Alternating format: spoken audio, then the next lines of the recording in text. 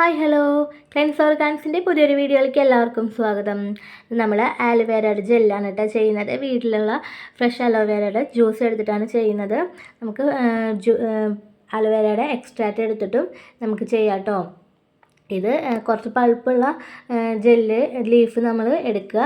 എന്നാലാണ് നമുക്ക് അതിൻ്റെ ജ്യൂസ് കുറച്ച് ക്വാണ്ടിറ്റിയിൽ കിട്ടുള്ളൂ. നമ്മളതിലേക്ക് നമ്മൾ വെള്ളം ചേർത്ത DM വാട്ടർ ഒന്നും ചേർത്തിട്ടല്ല നമ്മൾ പിന്നെ ജെല്ലാക്കുന്നത്. ഇതിൻ്റെ ജെല്ല് മാത്രമാണ് എടുത്തിട്ട് അതിൻ്റെ ജ്യൂസ് മാത്രം എടുത്തിട്ടാണ് കേട്ടോ നമ്മൾ ജെല്ലാക്കുന്നത്.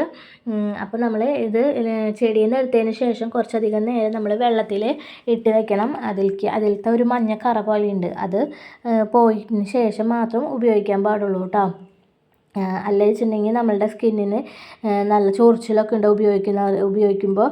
ആ ഒരു മഞ്ഞക്കറ പോയതിന് ശേഷം മാത്രം എടുക്കുക കേട്ടോ. അത് നമ്മൾ ഈ ചെറിയ പീസുകളാക്കണത് അതിൽ നിന്ന് ആ ഉള്ളിലുള്ള പൾപ്പ് പെട്ടെന്ന് എടുത്ത് മാറ്റിയെടുക്കാൻ വേണ്ടിയിട്ടാണ് കേട്ടോ ചെറിയ പീസാക്കി എടുക്കുന്നത്. ഇതുപോലെ എടുത്ത് നമ്മൾ ഒരു വെള്ളത്തിൽ തന്നെ ഇട്ട് വയ്ക്കുക കേട്ടോ. വെള്ളത്തിൽ 2-3 തവണ വാഷ് ചെയ്തതിന് ശേഷം മാത്രം നമുക്കതൊന്ന് മിക്സിയിൽ ജ്യൂസാക്കി എടുത്താൽ മതി കേട്ടോ. ഇതുപോലെ 2-3 തവണ ആക്കിയതിന് ശേഷം മാത്രം ജ്യൂസാക്കി എടുക്കുക. ജ്യൂസാക്കുമ്പോൾ ഒട്ടും വെള്ളം ചേർക്കാണ്ട് ജ്യൂസാക്കുക കേട്ടോ. ചെറിയതുപോലെയുള്ളതൊക്കെ ഉണ്ടെങ്കിൽ തന്നെ അത് അരിച്ച് കളയും കേട്ടോ. അരിച്ചതിന് ശേഷമാണ് കേട്ടോ എടുക്കുക. ചെറിയ പീസുകളൊക്കെ എടുക്കണമെങ്കിലേ. അപ്പോൾ ജ്യൂസാക്കിയതിന് ശേഷം അരിച്ചതിന് ശേഷം മാത്രം നമ്മൾ ജ്യൂസ് എടുക്കുക കേട്ടോ. അപ്പോൾ ഇതുപോലെ 2-3 തവണ പച്ചവെള്ളത്തിൽ നമ്മളൊന്ന് വാഷ് ചെയ്തെടുക്കണം കേട്ടോ. ഇനി നമ്മൾക്ക് ഇത് വേണമെങ്കിൽ എക്സ്ട്രാക്റ്റ് എടുത്തിട്ട് ചെയ്യുന്നതെന്ന് വെച്ചിട്ടുണ്ടെങ്കിൽ എക്സ്ട്രാക്റ്റ് എടുത്ത് ചെയ്യാം. ഇത് നമ്മൾ ജ്യൂസാക്കി എടുക്കുമ്പോൾ വെള്ളം ചേർക്കാണ്ട് അരയ്ക്കണം കേട്ടോ. ഇപ്പോൾ അതിൽ നിന്ന് മിക്സ് ചെയ്തെടുക്കുമ്പോൾ തന്നെ ആ ഒരു പൾപ്പിൻ്റെ ഇത് കാരണം കൊണ്ട് കുറച്ച് കട്ടി പോലെ ആയിട്ട് ആ വെള്ളം കഴുകിയ വാട്ടർ തന്നെ.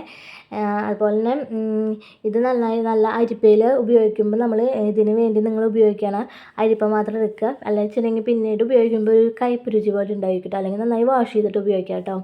നമുക്ക് കിട്ടിയ ജ്യൂസ് നമ്മൾ ഒട്ടും വെള്ളം ചേർക്കാണ്ട് നമുക്കൊരു 500 ml അടുത്തേക്ക് 450 ml ആണ് കേട്ടോ നമുക്ക് കിട്ടിയിരിക്കുന്നത്. ഇതിലേക്ക് ഇനി നമ്മൾ DM വാട്ടർ ഒന്നും ഡൈല്യൂട്ട് ചെയ്യണില്ല കേട്ടോ.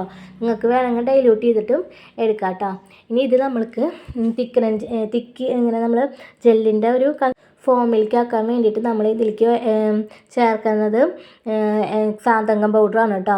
അതൊരു തിക്കനിങ് ഏജൻ്റാണ്. നമ്മുടെ അച്ചാറുകളിലും അതുപോലെ തന്നെ ഉപയോഗിക്കുന്ന ഫുഡിൻ്റെ ഇതിലൊക്കെ ഉപയോഗിക്കുന്നതാണ് കേട്ടോ. അത് ഞാനൊരു 5 ഗ്രാമിൻ്റെ അടുത്തേക്കൊക്കെയാണ് എടുത്തിരിക്കുന്നത്. ആ പൗഡറിലേക്ക് മിക്സ് ചെയ്യാനായിട്ട് നമ്മൾ ഇതാണ് ഗ്ലിസറിലാണ് കേട്ടോ ചെയ്യുന്നത്. അല്ലാന്ന് വെച്ചിട്ടുണ്ടെങ്കിൽ വേറെ ഇതിൻ്റെ ജ്യൂസിലൊന്നും പെട്ടെന്ന് നമുക്കതൊന്ന് ഇതായി കിട്ടില്ല കേട്ടോ. എന്താണെന്ന് വെച്ചാൽ മിക്സാക്കി കിട്ടില്ല, ഇങ്ങനെ കട്ടയായിട്ട് കിടക്കും.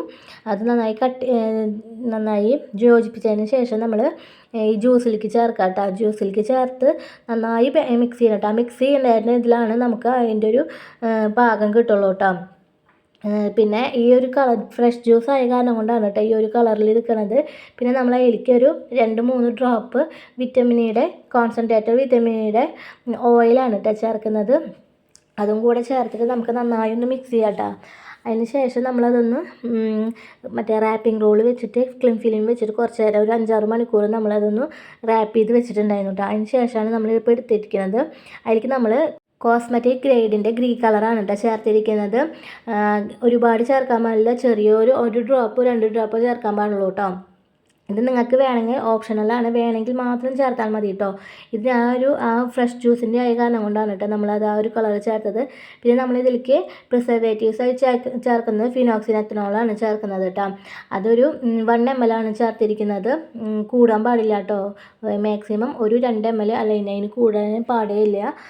അതും കൂടെ ചേർത്തിട്ട് നന്നായി മിക്സ് ചെയ്യാം കേട്ടോ. നമുക്ക് വേണമെങ്കിൽ സ്മെല്ല് ചേർക്കാം. ഞാനിപ്പോൾ ആലോവേരയുടെ ഒരു 2 ml സ്മെല്ലും കൂടെ ഫ്രാഗ്രൻസും കൂടെ ചേർത്തിട്ടുണ്ട് കേട്ടോ.